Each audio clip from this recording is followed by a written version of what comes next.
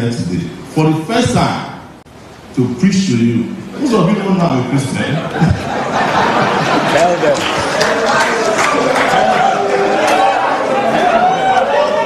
But if I started a church, no pastor in Nigeria can compete with me in terms of membership. Because I will be dishing out the gospel of the truth and the gospel of justice. But I don't want to enter that crowded area. I have opted to work as a servant of the people. And I have been doing it for 3 decades. When I speak in Nigeria, people look at me and say, because I have a good stature, very young feet and handsome. Yes. Oh, maybe Sowore just came in 2015. I've been around since 1989. Anybody who attended the University of Lagos will attest to this. I was a student union president at the University of Lagos in 1992 at the age of 21. Probably the youngest to ever be a student union president. So when some people mock me and say ACG president, well, the truth is that some of the people who are running Nigeria today cannot govern the University of Lagos of the 90s. That's the truth. There is no way a Buhari can be elected to the University of Lagos Student Union leadership when he didn't go to university. Yes. Let somebody say hallelujah.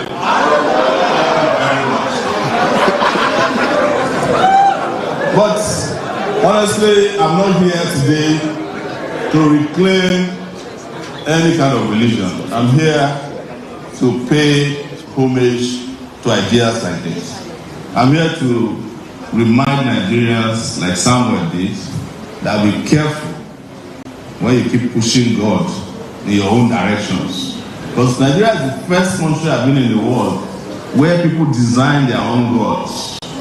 So when they tell their God to sleep, he sleeps. When they say wake up, God wakes up in Nigeria. When they say God, look the other way during corruption, the God will look the other way during corruption. Say God, attend our wedding, God will be there.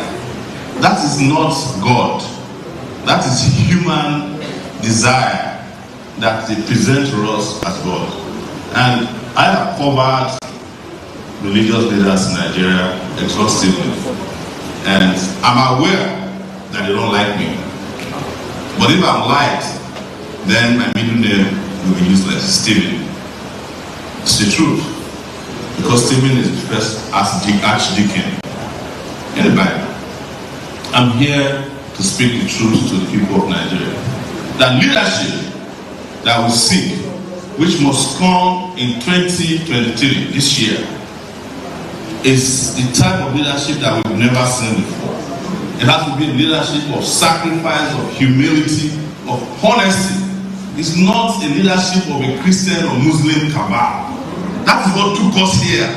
Yes, the Muslims, the Christians did very well under Jonathan. I'm not afraid to say it. One of your pastors even had a private jet that was being used to carry money to South Africa to buy weapons. Yes! If the truth will kill them, let it kill them. The churches were doing very well. Then Buhari came, the mosques are doing very well. But the question is, are Nigerians doing very well? No! So don't be part of those people who want to vote for somebody because they're Christian.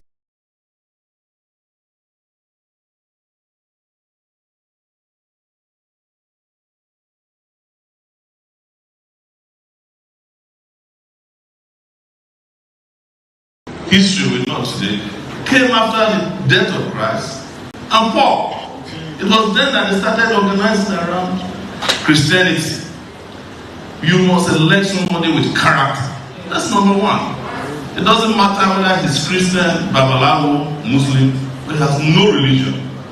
You must elect somebody who understands the essence of leadership and has passion for the growth and development of this country. Not those who have participated in destroying Nigeria.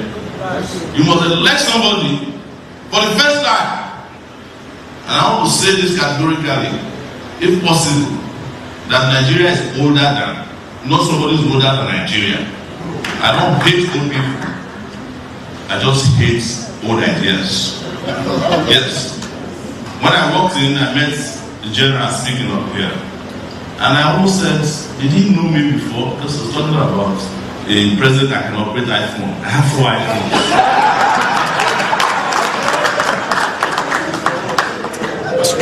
We're talking about disruptive leadership. That's very key and it's not funny. Because when people hear disruption, they think about area boys disruptive. That's not disruption. Disruption is a process of bypassing old things. You know, basically what disruption is that in another 10 years, traffic will become a history in Lagos because we'll be using drone taxis. That's disruption. Disruption is the establishment of Skype. Instead of you paying for telephone, you can reach anybody.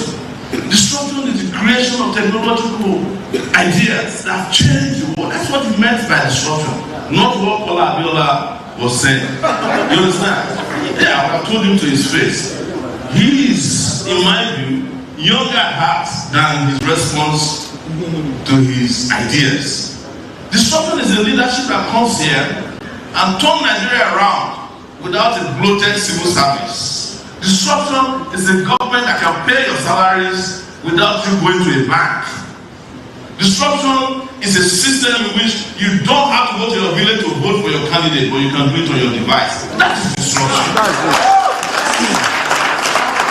Because as we are standing here today, we are not even sure that the election will happen, simply because we are still using paper elections. But India votes, and by 4 p.m. the same day, they will get results of the winner of the election in India. Nigeria is just 300 million, 250 million, 200 something million. India is 1.something billion people. If India can vote and count their votes on the same day, they don't go to a tribunal. Why can't Nigeria do it? Brazil just voted. By 12 noon, you know who is likely to win the election. We don't need this bogus bureaucratic system that has slowed down Nigeria. And most importantly, we don't need leaders who are a burden on the country. Honestly. That's the truth. Honestly. Any leader in 2023 that needs to be carried into office and carried out is not going to work for them. Any leader that cannot move Agbada up and throw it down is not needed for Nigeria. Amen. But most importantly, we should not be wearing Agbada in 2023. There is no need for 3-piece pajamas because our president should be able to go to work. And if you are wearing Agbada, something might hold it back. You know, and I'm not saying that we must wear suits, even if it is bad hair, which our parents used to wear, so that they can get to farm and come back on time. We should wear it. But what I'm saying is not the clothing. Again, it comes to character, it comes to capacity, it comes to capability, it comes to exposure, it comes to education, right? A lot of our co-contestants, they don't even know where they went to school. Some of them, because they are forgotten, some of them, they deliberately did not know. You know how you wipe out your history so that nobody can find it. But history is like money. It always has a paper trail. That's how we found out that some of them, like a pastor, a brother who stylishly reflected, may not know their parents. You know? And some of them also know their parents, but they haven't done anything to make life great for their parents. But I know if I stay here till between now and tomorrow, you will not be satisfied with what we have to say. We've had so many of these town hall meetings, but we haven't been able to resolve Nigeria's problem. Because Nigeria's problem has been made so complex because our leaders don't even understand the meaning of complexity. So their own response towards any problem or any solution to any problem is to throw more complexity towards it. But we're saying that the little we know about governance, by studying in the class, by participating in governance, by experiencing it, I've seen about 30 countries around the world. Governance in Nigeria is not rocket science. That's the made you believe. It is not rocket science to construct a road that you have paid for from Lagos to Ibadan. It doesn't have to last 30 years. I came to Lagos in 1987, the Lagos-Ibadan highway had been under construction since I arrived. It has not been completed since 2023. I mean, that's not rocket science, but it is up to our people. And I mean it, and I'll wrap up here because I know we might have questions and I also have to run. It's up to us, as I mentioned earlier. Let's be careful when we are making the next line of decisions, not to bypass salvation, in a hurry to grab grace. Yes, because that is what is killing. Nobody wants to work for anything. All about grace. But ultimately, even when you have grace, you still need salvation. It's a lazy, and I'll say it for pastors to know, the idea of grace can be a very lazy attitude towards elevation to salvation. Because ultimately, where do you want to go? You're going to go to heaven. That's the pursuit of every Christian. The grace is abundant on the way to it. But you have to toe the path of salvation. You can get grace because God is always gracious. He will give you plenty of long line. But you can get the grace, and on the final day of judgment, you say, well, I've given you everything, but you didn't walk towards salvation. And if you don't walk towards salvation, you can't be saved. Let everybody say hallelujah. Hallelujah.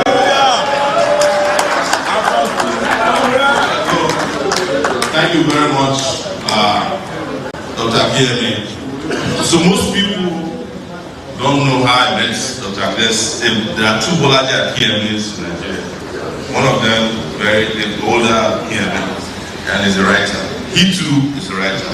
How I found out about him was recent, confessing this. He was writing on Sahara Reporters. This is not something that should be said publicly. And I published him. And I got a letter from the person who called himself the real Bolaji Akiyemi, that somebody is plagiarizing his name, writing articles against the government. And the government wants to grab him. And he believes that it is a conspiracy that I concocted. I said, you can't be the only Bolaji Akiyemi in Nigeria. The only family that I know doesn't exist aside from my own Sowore, but I know a lot of Akiyemis. And I told him to sue me while I go look for the Bolaji Akiyemi. Yes. Before he could sue me, I was able to produce a more magnificent, more intelligent Bolaji. And I'm not lying. I told you the first time I met him. I was actually afraid that he might be using a pseudonym. But this one is bigger and better. Thank you very much.